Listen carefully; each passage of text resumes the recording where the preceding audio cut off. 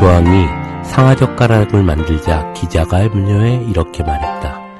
상아젓가락은 반드시 흙으로 만든 그릇에 사용할 수 없고 무소불이나 무옥으로 만든 그릇을 사용해야 할 것이다.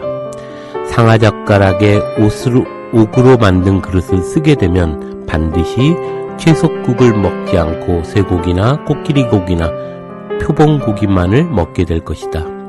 소고기나 코끼리고기나 표범고기를 먹으면 반드시 배로 만든 짧은 옷을 입거나 초가집 밑에 살려고 하지 않을 것이다. 그러면 반드시 비단 옷에 구주궁궐이나 고대 광실에 살려고 할 것이다. 나는 그 최후가 두렵기 때문에 상아젓가락으로 만든 처음을 걱정한다. 그로부터 5년이 지나자 주왕은 육포와 포락을 만들고 술찌개미가 쌓인 언덕을 오르고 술 채운 연못에서 놀았다. 그래서 주는 드디어 망하게 됐다.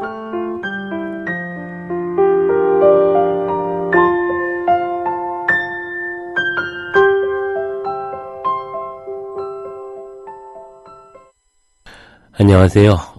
고전 읽기의 이일호입니다. 오늘은 그 마지막 사상가죠. 제자백가의 그 한비자에 대한 이야기를 좀 해보려고 합니다. 오늘은 따로 게스트를 모시지 않고요. 그냥 제가 좀 진행을 해볼까 하는데요. 먼저 한비자 하면 우리가 떠오르는 것으로는 이제 한비자의 처세술에 대한 이야기를 많이 합니다. 그렇기 때문에 기존에 나와 있는 대부분의 책은 처세술에 관련한 책으로 나와 있습니다.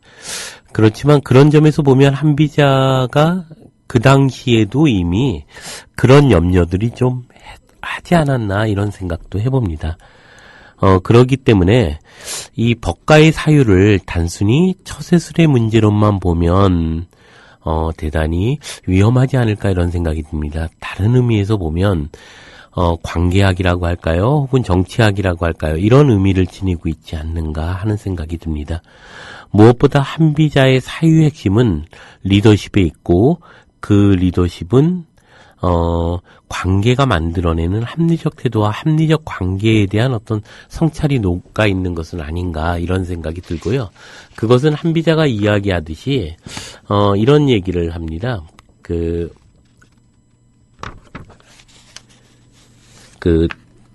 뒤에 보면은 이제 그 한비자의 글에 보면 도도라는 새의 이야기가 나옵니다. 도도라는 새가 머리가 무겁고 꽁지가 굽어 물가에 물을 마실 때마다 반드시 꼬꾸라진다고 합니다. 그래서 다른 한 마리가 또 다른 한 마리의 깃털을 물고 물을 마신다고 하죠. 사람도 혼자 물을 마실 수 없으면 반드시 깃털을 받쳐주는 자를 찾아야 한다. 이것이 한비자가 이야기하고자 하는 어떤 문제입니다. 즉, 춘추 시대와 달리 그 전국시대 말기 사람이죠. 그 한비는 결국은 그 당시에 그 과거와 다르게 관계라는 것이 얼마나 중요하게 그 세상을 지배하는가를 본 사람입니다. 그런 점에서 보면 관계를 어떻게 합리적으로 만들어 나갈 것이고 그 안에는 어떤 시스템을 구축할 것인가 이런 고민을 함께 하지 않을까 이런 생각을 하게 되고요. 그런 점에서 단순히 처세술로만 읽는 것은 좀 위험하지 않는가 이런 생각이 듭니다. 그런 점에서 한비자를 읽을 때 과도하게 그런 처세술로 읽을 것이 아니라 어쩌면 합리적 관계를 이루기 위해서 우리는 어떤 태도와 어떤 원칙을 지켜나가야 할 것인가 이런 문제로 좀 읽어보는 것은 어떨까 이런 생각이 들고요. 한비자도 말하기의 어려움. 이러자면 내가 이 이야기를 하는 것이 어떤 오해를 빚어낼까에 대해서 몇 차례에 걸쳐서 말하기의 어려움에 대해서 피력하였고 그 기준으로서 어떤 원칙인 법을 우선시하고 그 기준으로서 또한 노자의 사상을 이야기하고 합니다. 예컨대 한비자의 앞부분에 보면 노자를 해석함 혹은 노자를 활용함 편이 나옵니다. 결국 그 사상의 중심에서는 노자의 가치를 가지고 그 사상의 원칙들을 잡으려고 하는 철학적 사유가 들어있지 않나 이런 생각이 들고요. 그러기에 뭐라고 할까요? 그 한비자의 핵심인 법과 술의 관계, 이것을 놓친다면 결국 처세술의 문제로만 전락하지 않을까 이런 생각이 듭니다. 먼저 한비에 대한 얘기를 좀 해볼까 하는데요. 한비자를 쓴 한비는 대략 기원전 한 280년에서 233년 정도, 그러니까 전국시대의 말기 사람입니다. 말기 사람이고, 한비자는 순자의 밑에서 공부했다 그러죠. 그 전국 말기의 한나라 출신이죠. 원래는 한나라의 공자, 그러니까 귀족입니다. 귀족으로 순자 밑에서 어떤 순자의 법가 사상의 어떤 토대가 되는 순자의 이러저러한 사상들을 수용하고 거기에 또 노자의 사상을 결합해서 새로운 하나의 제자백가의 큰 줄기를 만들어냅니다. 그것이 법가의 체계를 만들어내는 법가를 완성한 사람이죠. 한비자는 한나라가 갈수록 약해지는 모습을 보면서 많은 걱정을 하죠. 여러 차례 한나라 왕한테 이제 부국강병의 모략을 건의하지만 한비자는 이게 말더듬이라 그래요. 말을 대단히 어눌하고 말을 더듬는 버릇이 있었기 때문에 말로 이야기할 수 없었습니다. 그래서 결국 그것을 이제 글로 쓰게 되죠. 그래서 한왕이 씩씩하게 나라를 다스리지 못하는 것이 못내 가슴이 아팠고, 또 권력을 가지고도 신하를 제대로 통제 못하는 것이 안타까웠다고 하죠.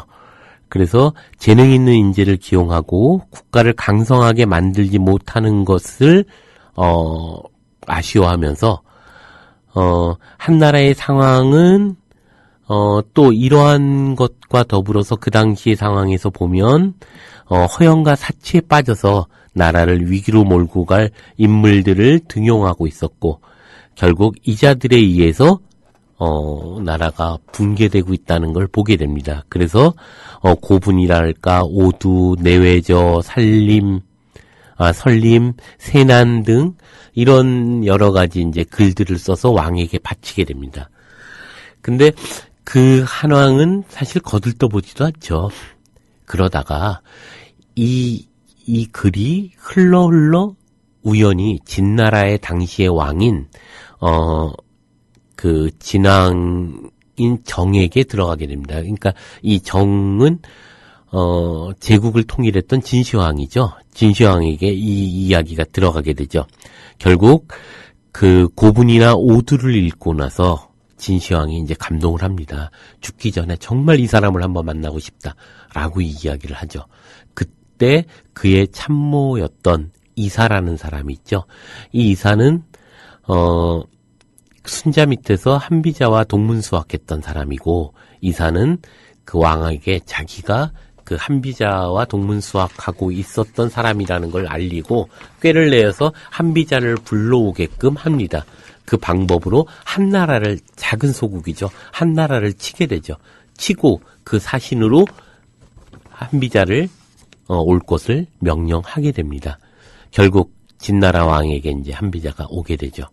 근데 결국 수많은 이제 부국강병책부터 시작해서 수많은 처세술, 그리고 수많은 원칙을 다 알고 국가의 운명을 다 알고 있었지만 자신이 죽는 것을 알지 못했죠. 결국 그 자기의 친구였던 이사의 모략에 빠져서 결국 옥살을 하게 됩니다. 결국 그 한비자가 죽고 난 이후에 결국 진나라의 왕이었던 정은 결국 그것의 원칙을 가지고 나라를 부국강병하게 다스리고 그걸 통해서 이제 전국을 통일하는 하나의 기초를 다지게 됩니다. 결국 이 말더듬이 한비자의 법가의 집대성자이자 통치술의 제왕학이라고 이야기하는 그 한비. 이 한비자와 이사는 결국 그 동문수학한 사이였지만 결국 배반하고 말았고, 그리고 난 그를 통해서 진나라는 제국을 통일하게 되죠. 이 한비는 그런 점에서 참 우울한 사람이기도 하죠. 결국 자기의 뜻을 끝내 이루지 못하고 결국 억울하게 죽음을 당합니다. 한비의 사상을 좀 보면 한비는 이제 한비 사상의 핵심은 법과 술과 세에 있다고 하죠. 법이라는 건 그냥 좀 편의적으로 얘기한 원칙, 틀 이런 것을 의미할 것이고요. 술은 그것의 방법을 의미하는 것이고 세는 세력을 의미합니다. 한비자는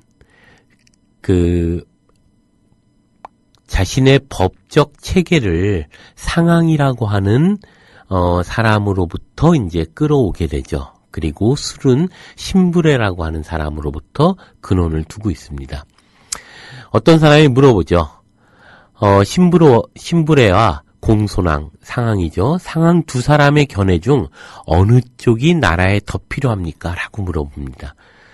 그때 이제 한비자는 이야기하죠. 그것은 우열을 가릴 수 없는 문제다. 사람은 열흘 이상 먹지 않으면 죽고 아주 추운 날씨에 옷을 입지 않으면 얼어 죽는다. 그런데 옷과 음식 중 어느 것이 사람에게 더 기묘하냐고 묻는다면 둘 중 어느 하나라도 없어져는 안 된다고 대답할 것이다. 두 가지 모두 사람이 사는데 꼭 있어야 할 것이기 때문이다. 뭐 이런 얘기를 남기게 됩니다. 결국 법과 술을 어떻게 조화롭게 만드느냐 하는 것이 이제 가장 중요한 한비자의 과제였고요. 그래서 그는 국가에서 법과 술은 사람에게 있어서 옷이나 음식과 같은 것으로 하나라도 없어지면 안 된다고 본 것이죠. 그는 법이란 먼저 관부에서 공포하여 지키면 상을 받고 명령을 어기면 처벌받아 상과 벌이 분명하게 시행된다는 사실을 백성들이 마음으로 믿게 하는 것이다 라고 말합니다.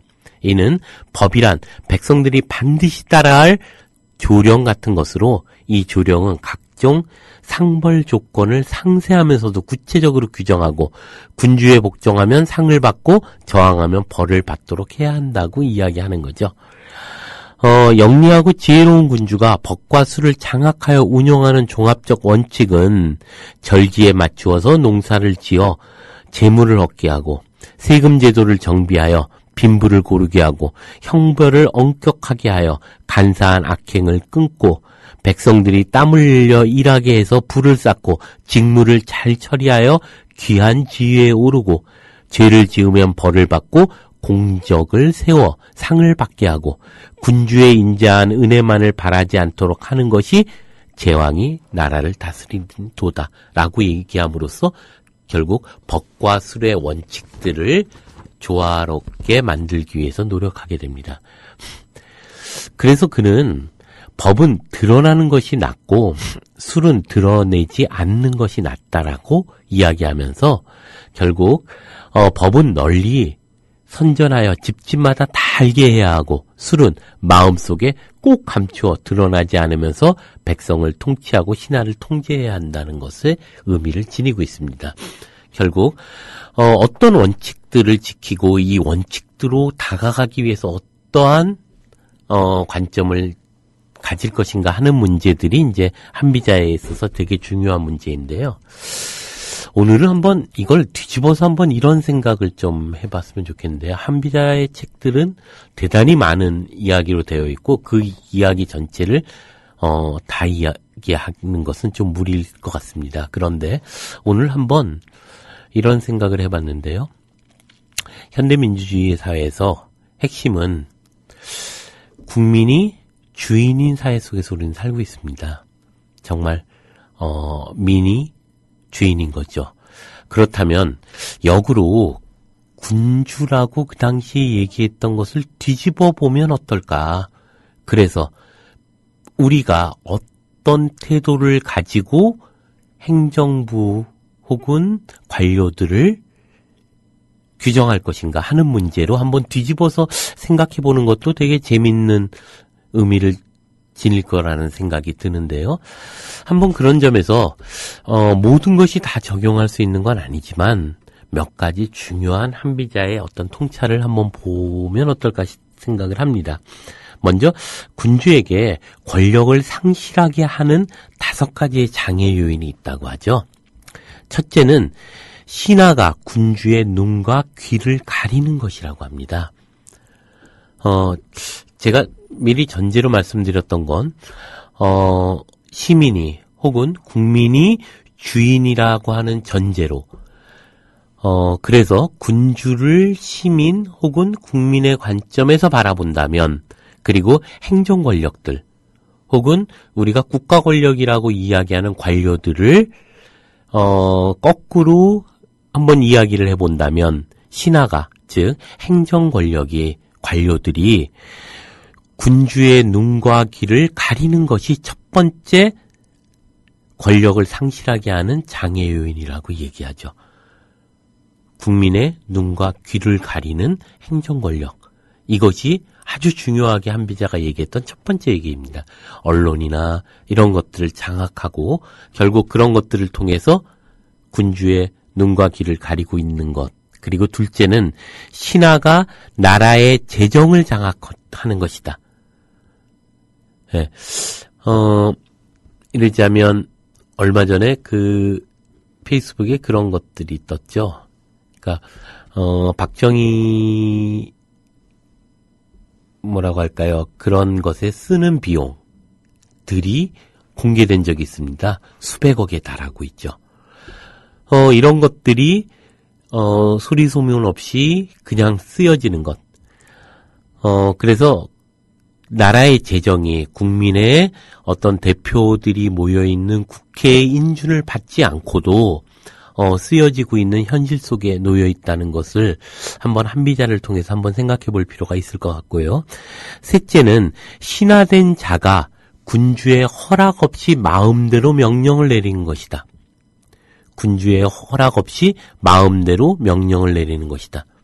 심지어는 국민의 대표 기구인 국회에 겁박을 한다거나 국회에서 처리해야 될 문제 이전에 무엇인가를 결정하는 일도 또한 그런 것들은 아닌가 생각을 합니다. 넷째, 신하가 마음대로 상벌권을 행사하는 것이다. 예를 들면 최근에 이제 결국 위안부 문제 여러 가지 문제들을 논할 수 있지만 무엇보다도 결국 국민의 뜻을 묻지 않았던 것, 그리고 무엇보다도 피해 당사자인 위안부 할머니들의 그 의견을 듣지 않은 것, 자신들의 임의로 결정하고 임의로 협상하고 임의로 자신들의 이익을 위하여 무엇인가를 결정하는 것, 이것이 아마 그런 문제들은 또한 아닌가 생각하고요. 다섯째는 신하가 개인적으로 작당하는 것이다. 예, 이것이 정말 무서운 어떤 것이죠. 사실 어떤 면에서 보면 현 정권이 들어서는 첫 자리에서부터 부정선거로부터 출발했고, 그것은 그렇게 합리적이고 합법적으로 권력이 자리 잡았던 그러한 자리들은 결코 아니었죠. 그것을 위해서 수많은 관권, 금권들을 동원해서 부정선거가 치러지고 있었다는 사실을 우리가 기억해 본다면 결국 한비자가 이야기하는 군주에게 권력을 상실하게 하는 5가지 장애 요인에 대해서 우리는 한번 주목해 볼 필요가 있다고 생각을 합니다. 다시 보면 첫째, 신하가 군주의 눈과 귀를 가리는 것이고, 둘째는 신하가 나라의 재정을 장악하는 것이고, 셋째는 신하가 군주의 허락 없이 마음대로 명령을 내리는 것이고, 넷째는 신하가 마음대로 상벌권을 행사하는 것이고, 다섯째는 신하가 개인적으로 작당하는 것이라고 이야기하죠. 또 한비자는 그런 얘기를 합니다. 나라를 다스리는 데에는 법도가 있다. 그래서 법도에 따라 등용해야 현명한 신하를 얻는다라고 얘기를 합니다. 그러면서 이야기하는 게 이런 이야기를 하죠. 지금 만일 명성만을 기준으로 해서 인재를 등용한다면 신하는 군주를 떠나 아래로 무리를 지을 것이다. 만일 붕당의 근거로 벼슬아치를 임용한다면 백성들은 친교에만 힘을 기울일 뿐 법에 따라 등용되기를 구하지 않을 것이다. 명성이 있다고 해서 상을 주고 비난을 받는다고 해서 벌을 준다면 상을 좋아하고 벌을 싫어하는 사람들은 공적인 행동을 벌이고 사사로운 방법으로 몰래 결탁해 자기들끼리 서로 도모할 것이다. 예, 바로 지금의 어떤 우리들의 모습들을 보는 것은 아닌가라는 생각이 듭니다. 그러므로 현명한 군주는, 그러므로 국가의 주인인 국민은 법도에 따라서 사람을 선택하지 자기 멋대로 등용하지 않으며 법으로 공적을 헤아리지 주관적으로 결정하지 않는다. 예, 그런 점에서 최근에 그런 얘기를 하죠. 한홍구 교수가 이야기하는 밤 헌법자들에 대한 이야기들, 우리는 한번 주목해 볼 필요가 있다는 생각을 하게 됩니다. 그래서 뛰어난 목수는 눈 대중으로도 먹줄을 사용한 것처럼 맞출 수 있지만 반드시 먼저 자와 컴퍼스로 기준을 삼는다. 마찬가지로 지혜가 탁월한 사람은 민첩하게 일을 처리해도 사리에 들어맞지만 반드시 선왕의 법도를 귀감으로 삼는다 라고 얘기하는 거죠. 그런 점에서 우리에게 헌법을 지킨다는 것은 정말 중요한 문제입니다. 대한민국은 민주공화국이고 모든 주권은 국민에게 있다.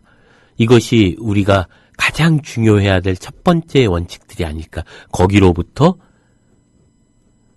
그것으로부터 모든 일은 출발해야 되는 것은 아닌가, 이런 생각이 들고요. 그런 점에서 보면 이제 두 개의 칼자루를 얘기하면서 군주에 대한 이야기를 합니다. 이병이라고 하는 이야기인데요. 무릇 호랑이가 개를 복종시킬 수 있는 까닭은 발톱과 이빨을 지녔기 때문이다. 만일 호랑이에게서 발톱과 이빨을 떼어 개에게 붙여 사용하게 된다면 호랑이가 도리어 개에게 복종할 것이다. 지금의 우리의 모습들이죠. 그러면서 예를 든 것 중에 하나가 이런 게 있습니다. 지난날 전상은 군주에게 자기와 복록을 요청하여 벼슬아치들에게 주었다. 그는 백성들에게 곡물을 꿔줄 때는 큰 말로 퍼주고 거둬들일 때는 작은 말로 받아 은혜를 베풀었다. 이렇게 되자 제나라 군주 강공은 덕을 잃고 전상이 그 권한을 잡게 되었으며 강공은 끝내 시해당했다. 자한이 송나라의 군주에게 말했다. 포상을 받는 것은 백성들이 좋아하는 일이므로 왕께서 직접 하고 형벌을 받는 것은 백성들이 싫어하는 일이므로 신이 담당하겠습니다. 그렇게 하자 송나라 왕은 형벌의 권한을 잃게 됐고 자한은 이를 사용해 결국 왕을 협박했다. 진상은 단지 덕을 베푸는 권한만을 사용하고도 강공을 시해했고 자한은 단지 형벌의 권한만을 사용하고도 송나라 왕을 위협하였다.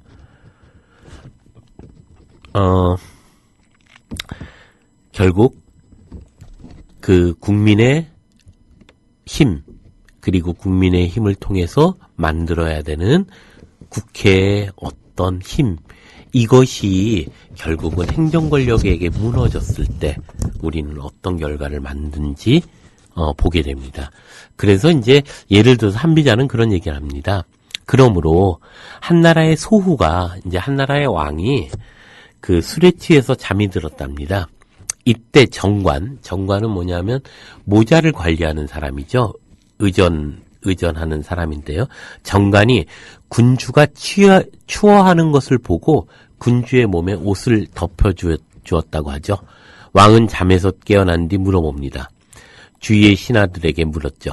누가 옷을 덮어주었냐? 그랬더니만 관을 담당하는 정관이 했습니다. 이런 얘기를 하죠. 군주는 이 일로 전이, 옷을 담당하는 사람과 정관, 그 모자를 담당하는 모두를 문책합니다. 전이에게 죄를 진 것은 자신의 임무를 다하지 못했기 때문이고 정관에게 죄를 준 것은 자신의 직분을 넘어섰기 때문이라는 거죠. 추위에 떠는 것을 싫어하지 않는 사람은 없지만 다른 사람의 직분을 침해한 폐해가 추위에 떠는 것보다 크다고 생각했기 때문이죠. 그러면서 얘기하죠. 예전에 월나라 왕 구천이 용맹함을 좋아하자 백성들 가운데 죽음을 가볍게 여기는 사람이 많아졌고 초나라 영왕이 허리가 가는 여자를 좋아하자 도성 안에 음식을 먹지 않는 사람이 많아졌다. 제나라 황공은 남자를 질투하고 여색을 매우 밝히자 수조라는 자가 스스로 거세해 후궁들을 관리하는 내시가 됐고 황공이 진귀한 맛을 즐겨 찾자 여가는 자기의 맛자식을 쪄서 진상했다. 이걸 다른 의미로 보면 저는 이런 생각도 해봅니다. 현재 정권은 우리들이 갖고 있는 통속성 혹은 속물성 그리고 비민주성, 비합리성 이것이 만들어낸 어떤 것은 아닐까. 결국 우리 안에 그 권력이 만들어지게 하는 숙주들이 우리 안에 있는 것은 아닌가. 그래서 우리 스스로가 그것을 성찰하는 일, 우리 스스로가 우리 안에 있는 비민주적 태도 그리고 비합리적 태도를 몰아내고자 우리 안을 통찰하고 그를 통해서 우리의 어떤 실천을 보다 의미 있게 변화시키는 일, 이것이 중요한 것은 아닌가 이런 생각을 합니다. 그 한비자의 이야기 중에 이제 비내라고 하는 내부를 방비하라라는 얘기가 있습니다. 재밌는 건 이런 거죠. 예전에 왕랑이라고 하는 왕랑이 말을 사랑하고 월나라에 구천이라는 왕이 있어요. 구천이 사람을 아꼈던 것은 전쟁에 출전시키고 전쟁에서 잘 타고 달리기 위해서였다. 의사가 환자의 고름을 뽑아내기 위해 상처를 빨아서 나쁜 피를 입안에 머금는 것은 그 환자와 고륙의 정이 있어서가 아니라 이익을 얻기 위해서다. 그러면서 얘기를 하죠. 수레를 만드는 사람은 수레를 만들면서 사람들이 부귀해지기를 바라며 관을 짜는 사람은 관을 만들면서 사람이 요절해 죽기를 바랄 것이다. 그러나 이것은 수레를 만드는 사람은 어질고 관을 만드는 사람은 악하기 때문이 아니라 사람이 부유해지지 않으면 수레가 팔리지 않고 사람이 죽지 않으면 관이 팔 수 없으며 관을 짜는 사람이 마음속으로 사람을 증오해서가 아니라 사람을 죽여야 이득이 있기 때문이다. 그러므로 후비나 부인과 태자가 무리를 이루고 군주가 죽기를 희망하는 것은 군주가 죽지 않으면 세력이 클 수 없기 때문이다. 사실 군주가 죽기를 바라는 것은 군주를 증오해서가 아니라 군주가 죽는 데서 이익을 볼 수 있기 때문이다. 따라서 군주는 자신이 죽었을 때 이익이 돌아가게 될 사람들에게 주의를 기울이지 않을 수 없다. 이걸 뒤집어서 한번 생각해 볼 필요가 있을 겁니다.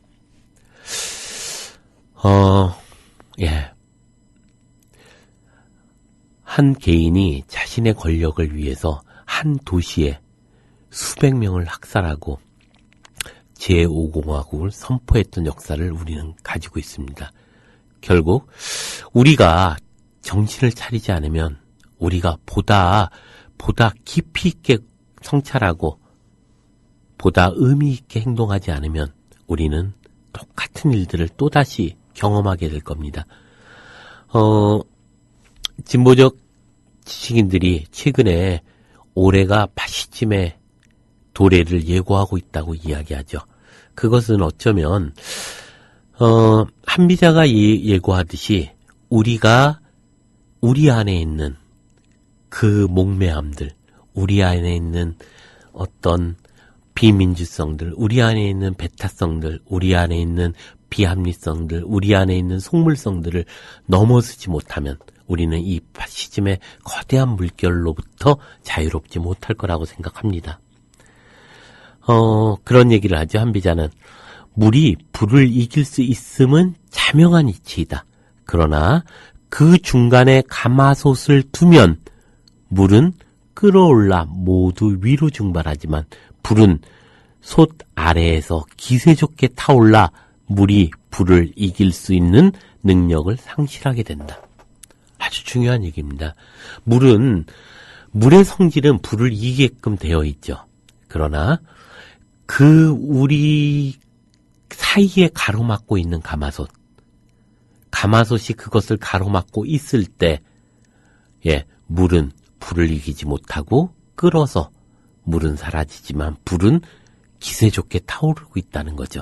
그 가마솥이 무엇일까를 우리는 한번 곰곰하게 생각해 볼 필요는 있을 것 같습니다. 그것은 때로는 우리 사이를 가로막고 있는 언론일 수도 있고요. 그리고 관료 조직일 수도 있고 행정 권력일 수도 있고 무엇보다 우리 안에 있는 어떤 속물적 근성이거나 비민주적 태도는 아닐까 이런 생각도 하게 됩니다. 군주가 주의해야 할 일들을 내저설이라고 하는 장에 보면 몇 가지로 이야기하고 있습니다. 첫 번째는 권차, 그러니까 군주의 권세는 다른 사람에게 빌려줄 수 없다라고 얘기합니다. 세력은 군주에게 있어서 연못이고 신하는 세력 속의 물고기다.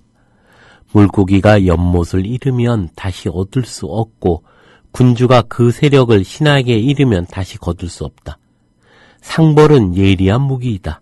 군주가 이것을 장악하면 신하들을 제압할 수 있지만 신하는 이것을 얻으면 군주의 눈과 귀를 막는다. 예, 우리가 한번 뒤집어서 한번 생각해 볼 필요가 있습니다. 우리의 권력, 주권이 누구에게 있는가? 그리고 그것이 너무 쉽게 우리는 무책임하게 양도한 것은 아닌가? 그리고 그것을 감시할 수 있는 국민의 기구는 전혀 없습니다. 그런 점에서 보면 결국 국민 스스로가 어떻게 권력을 감시해 나갈 수 있을 것인가? 참여하고 견제하고 더 나아가서 이런 것들을 제한할 수 있는 어떤 국민의 힘들을 만들어내는 것. 저는 이것이 무엇보다 중요할 거라는 생각이 드는데요. 그런 점에서 첫 번째 권차라고 하는 것에 대해서 한번 생각해 볼 필요가 있는데요. 둘째는 그런 얘기를 합니다. 이익, 그러니까 군주와 신하의 이익에는 차이가 있다라는 겁니다. 예를 들어서 얘기하는 게 신하가 이로움을 얻으면 군주는 이로움을 잃게 된다.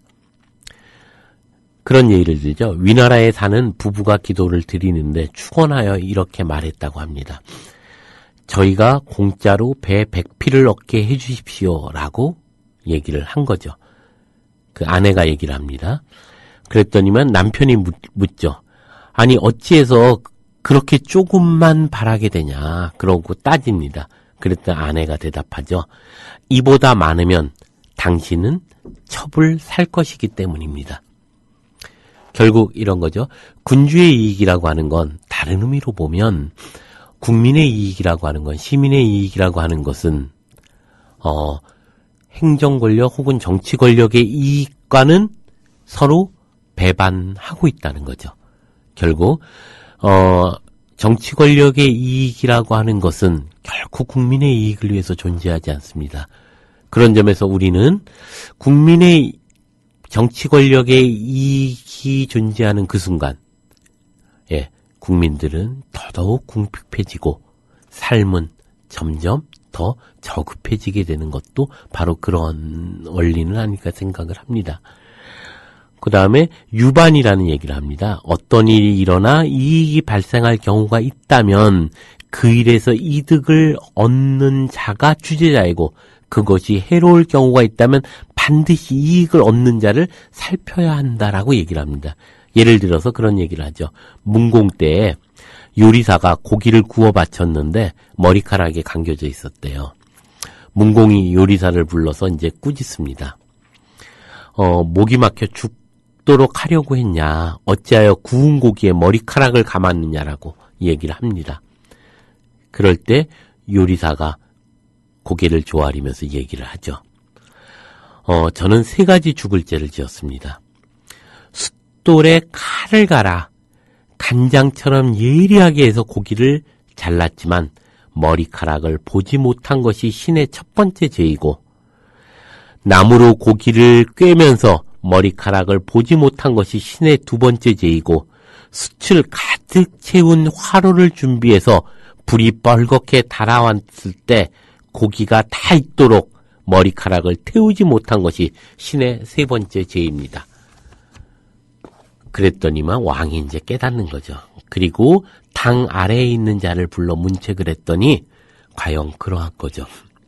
무엇을 통해서 이득을 얻고자 하는 자가 결국 그 일을 주재한 자라는 거죠.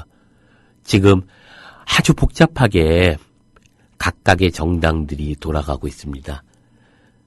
안철수에 이어서 이제 김한길 의원이 사퇴를 했고요.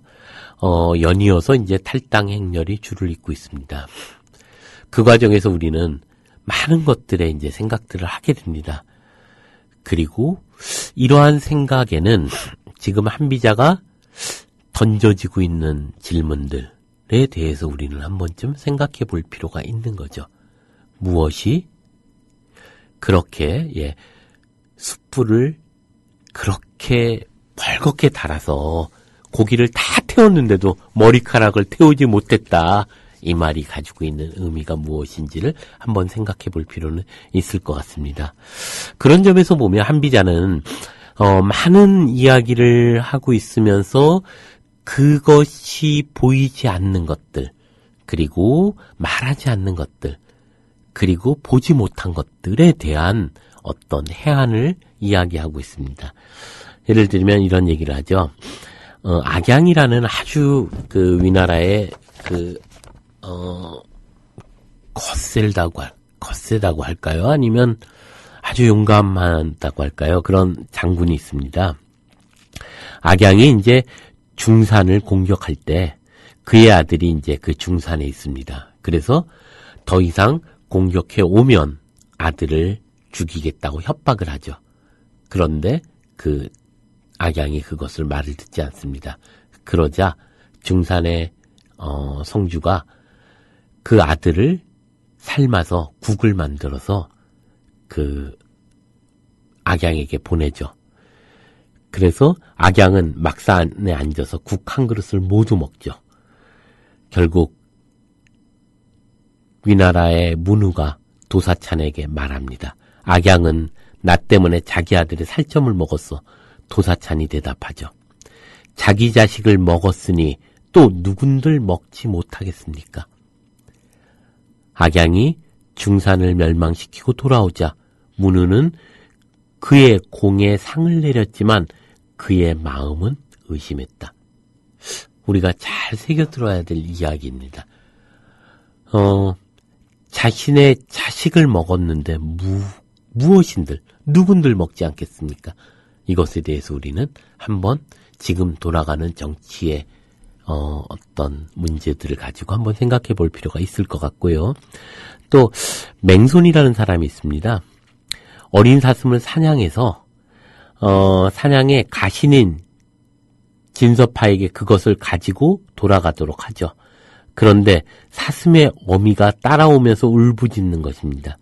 그래서 이 진서파는 참을 수가 없어서 새끼를 어미에게 주게 됩니다. 결국 맹손이 돌아와서 사슴을 찾자 진서파가 대답하죠. 제가 차마 견딜 수 없어서 사슴의 어미에게 주었습니다. 맹손이 당연히 노했겠죠. 매우 노여워하면서 그를 내쫓습니다.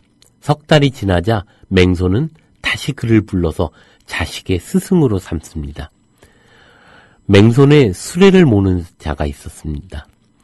지난번에 죄를 주더니 오늘은 불러서 자식의 스승으로 삼는 것이 무엇 때문입니까? 라고 물어보죠. 그랬더니만 맹손이 얘기합니다. 어린 사슴의 고통도 참지 못했으니 또한 내 아들의 고통을 견디겠냐. 그러므로 다음과 같이 말했다. 교모하고 속이는 것은 우직하고 참된 것만 못하다. 악양은 공이 있었지만 의심을 받았고 진서파는 잘못을 했지만 더욱 신임을 받았다. 이런 얘기를 한비자는 이야기하고 있죠. 우리가 이 두 개의 사례를 통해서 정치가 돌아가고 있는 것, 그것에 그 중심에 무엇이 있는가, 그가 누구를 만나고 누구와 함께하고 무엇을 어디를 바라보고 있는가, 그리고 그가 어떤 비전을 갖고 있는가에 대해서 우리는 잘 봐야 합니다. 처음 그 방송을 시작할 때 제가 그 은나라의 주왕에 대한 얘기를 했습니다. 이 은나라의 주왕은 이제 마지막 왕이죠. 마지막 왕이고 그 주왕에는 3명의 현인이 있었습니다. 그 중에 한 명이 이제 기자죠. 이 기자가 하루는 그 은나라의 주왕이 상아젓가락을 만드는 것을 보고 나서 두려워하며 결국 이 두려움에 대한 이야기를 합니다. 거기에 이제 아까 읽었듯이 그런 얘기를 하는 거죠. 그가 보기에 상아젓가락을 사용하면 반드시 흙으로 만든 그릇에 국을 담을 수 없고, 그러면 무소불이나 옥으로 만든 그릇을 사용할 것이고, 또 옥으로 만든 술잔과 상아젓가락을 사용하면 반드시 콩잎국을 담을 수 없을 것이고, 그러면 소나 코끼리나 표범의 새끼고기를 먹게 될 것이고, 그리고 소나 코끼리나 표범의 새끼고기를 먹으면 반드시 짧은 옷을 입거나 초가집 아래 살려고 하지 않을 것이고, 그러면 반드시 비단 옷을 입고 높은 누각과 넓은 방에서 살려고 할 것이다. 이런 식으로 추구하다 보면 천하에 만족할 만한 것이 없을 것이다. 성인은 아주 작은 일을 보고 다가올 일을 알고 사물의 작은 단서를 보고 그 끝을 안다. 그러므로 기자가 상아젓가락을 보고 두려워한 것은 천하라도 주왕을 만족시켜 주지 못할 것을 알았기 때문이다. 조짐을 주의하라는 얘기죠. 우리는 지금 어떤 조짐들이 보여지고 있습니다. 그 조짐은 여러 가지 형태에서 나타나고 있죠. 이 조짐에 대해서 우리는 지금 그것을 봐야 합니다. 그리고 이 조짐 속에서 우리가 어떻게 싸워야 할 것인지, 어떻게 이 문제를 뚫고 나가야 할 것인지 지혜를 모아야죠. 사소한 차이들은 그 안에서 우리가 그것을 서로 존중하고 큰 틀에서 이것을 넘어설 수 있는 방법을 모색해야 되는 것은 아닌가, 이런 생각을 하는데요. 조금 더 보면요, 양주라는 사람이 있습니다. 양주는 이제 뭐라고 할까요? 노장 계열이라고 이야기하죠. 양주는 원래 대단한 사람이죠. 안타깝게도 그의 저서들이 이제 남아있는 것이 없고요. 주로 10자의 일부만 남아있죠. 그래서 양주가 송나라 동쪽을 지나가다 여관에 묵게 되었다고 합니다. 그 주인에겐 2명의 첩이 있었는데 못생긴 여자는 총애를 받고 아름다운 여자는 천대를 받고 있었다는 거죠. 양주가 그 까닭을 묻자 여관 주인이 이야기합니다. 뭐라고 이야기하냐면 아름다운 여자는 스스로 아름답다고 생각하지만 나는 그녀의 아름다움을 알지 못합니다. 못생긴 여자는 스스로 못생겼다고 하지만 나는 그녀의 못생김을 알지 못합니다. 양주가 얘기하죠. 제자들에게 말합니다. 행동이 현명하면서 스스로 현명하다고 생각하는 마음을 버린다면 어디간들 존중받지 않겠는가? 어떤 면에서 보면 정치판에서 우리가 잘 읽어야 될 어떤 대목이기도 합니다. 그런 얘기를 하죠. 한비자는 참 그런 점에서 보면 대단히 명석한 사람입니다. 그리고 철저하게 합리적인 사람이죠. 그 합리성이 과연 옳은가 하는 문제는 개인의 생각에 따라서 조금 다를 수는 있지만요. 이런 얘기를 하죠. 뱀장어는 뱀과 비슷하고 누에는 뽕나무 열매와 비슷하다. 사람들은 뱀을 보며 놀라고 뽕나무 벌레를 보며 소름 끼치지만 어부들은 손으로 뱀장어를 잡고 부녀자들은 누에를 친다. 이익이 있는 일이라면 모두 맹분이나 전저처럼 용감해진다. 백낙은 미워하는 자에게는 천리말을 골라주는 방법을 알려주었고 좋아하는 사람에게는 둔하고 느린 말을 고르는 방법을 가르쳐주었다. 이것도 재밌죠?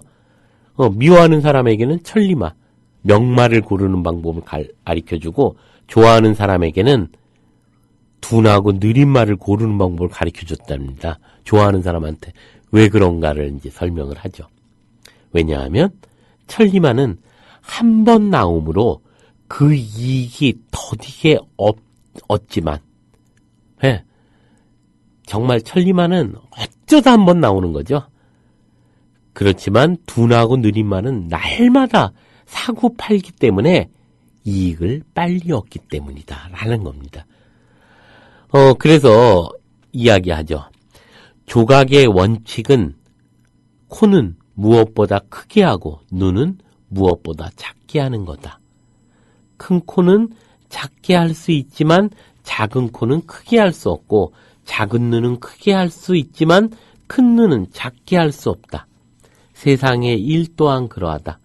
고칠 수 있다면 일을 실패하는 경우가 적을 것이다. 이게 어쩌면 우리가 지금 고민해야 되는 어떤 지점이기도 합니다. 그래서 조심스럽게 차근차근 하나씩 해결해야 되는 어떤 문제들은 아닐까.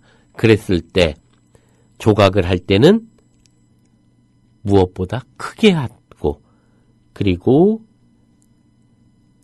눈은 작게 해야 한다. 한번 그것을 가지고 우리가 한번 새겨볼 필요는 있을 것 같다는 생각이 들고요. 그런 얘기 몇 가지만 좀 더 얘기를 해보죠. 그 군주가 신하를 다스리는 7가지 방법들을 이야기합니다. 7가지 방법을 다 얘기할 건 아니고요. 이런 얘기를 합니다. 위나라 영공 때 미자라는 사람이 있습니다. 총애를 받아서 미자가 위나라의 정권을 휘두르게 되죠. 그랬을 때 그 난쟁이가 영공을 찾아갑니다. 그래서 만나서 얘기하죠. 꿈에 부엌에 아궁이를 보았는데 공을 만나게 됐습니다. 그랬더니 영공이 너무 화가 나는 거죠. 아니, 아궁이를 보면서 나를 만난다니 무슨 소리냐. 그러면서 얘기하죠. 내가 듣기로는 군주를 아련하려는 자는 꿈에 해를 본다고 했는데 어찌 꿈에 부엌에 아궁이를 보고 과인을 만나러 왔는가. 그런 얘기를 합니다. 그랬더니 난쟁이가 얘기하는 거죠. 무릇 태양은 천하를 비춤으로 한 사물로는 가릴 수 없고 군주는 한 나라를 비춤으로 한 사람으로는 가릴 수 없습니다. 그래서 군주를 아련하려는 자는 꿈에 해를 본다는 것입니다. 무릇 부엌 아궁이는 한 사람이 불을 지피고 있으면 뒷사람은 그 불빛을 보지 못합니다. 지금 어떤 한 사람이 당신 앞에서 불을 지피고 있습니다. 그러면 신이 꿈에 부엌의 아궁이를 본 것을 옳다고 하지 않을 수 있겠습니까? 라고 얘기하는 거죠. 그러면서 이제 미자에 대한 이야기를 합니다.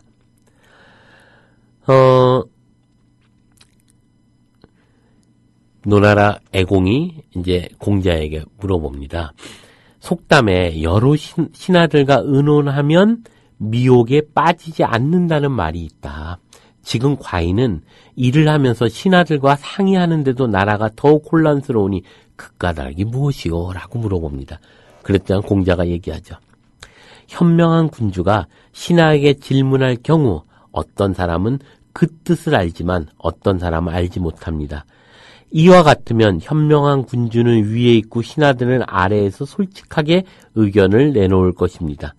지금 신하들은 개손과 말을 똑같이 하고 그와 행동을 같이 하지 않는 자가 없으니 노나라는 전부 하나로 바뀌었습니다. 비록 당신이 신하들과 의논을 할지라도 오히려 혼란을 면하지 못할 것입니다. 이건 되게 중요한 그 배경이 있는데요. 노나라는 이제 3명의 대부에 의해서 다스려집니다. 그 중에 이제 첫 번째 최고의 대부는 개손씨라고 하는 대부죠. 그에 의해서 모든 것이 휘둘려집니다. 그래서 노나라 왕이 애공이 이제 신하들과 어떤 일을 상의를 하는데 합리적으로 토론되지 않습니다. 이유는 모두가 다 개손씨의 말과 똑같기 때문이죠. 우리 사회에서 갖는 정당 정치가 다양성이 파괴되고 있고 특히 여권은 바로 이 다양성들이 개개인이 갖고 있는 국민의 대표로서의 자격이라고 할까요? 이런 것들이 붕괴되어 있는 것이 현실의 어떤 지점들입니다. 그래서 공자가 이야기하듯이 모두가 개손 씨의 어떤 입장과 동일한데 과연 이것이 가능하겠냐 이런 얘기를 합니다. 그런 점에서 오늘 우리가 한비자의 이야기를 좀 쭉 보면서 한비자가 무엇을 질문하고 있는가 한 번쯤 오늘의 현실을 돌아보는 자리가 되었으면 합니다. 예, 다음 주에 다른 이야기로 또 만나 뵙겠습니다.